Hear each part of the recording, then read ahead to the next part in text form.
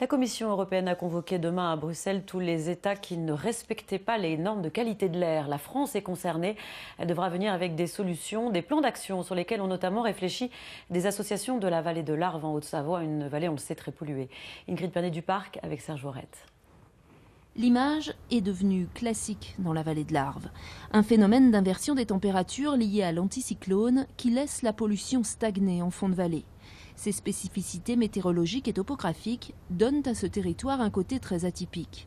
C'est aussi sur ce point précis que les associations veulent largement communiquer. Elles souhaitent que la vallée de l'Arve soit décrétée territoire fragile, expérimental et innovant.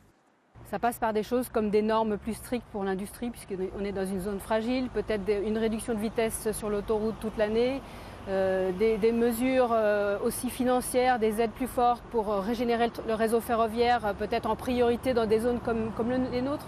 À nous de faire des pas supplémentaires, d'expérimenter certaines choses et puis peut-être de mettre ça en place ailleurs après, puisque on verra ce qui marche bien et ce qui ne marche pas bien. Faire de la pollution une opportunité, c'est la stratégie, celle qui allie tourisme, activité économique et santé, celle qui réduirait les émissions polluantes, protégerait la santé et ferait émerger des pratiques innovantes. Pourquoi pas ? 25 points sont donc annoncés dans cette feuille de route pour tout simplement améliorer la qualité de l'air dans la vallée de l'Arve. Nous, notre objectif, c'est de diminuer de 30% la pollution de l'air chronique, pour diminuer de 50% la mortalité liée à la pollution de l'air. C'est Santé publique France qui le dit. Si on se contente simplement de respecter les normes européennes, finalement on aura très peu d'effets sur la santé. Ce n'est pas suffisant.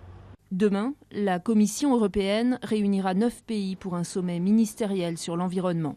La France est visée par des procédures d'infraction pour le non-respect des normes sur la qualité de l'air.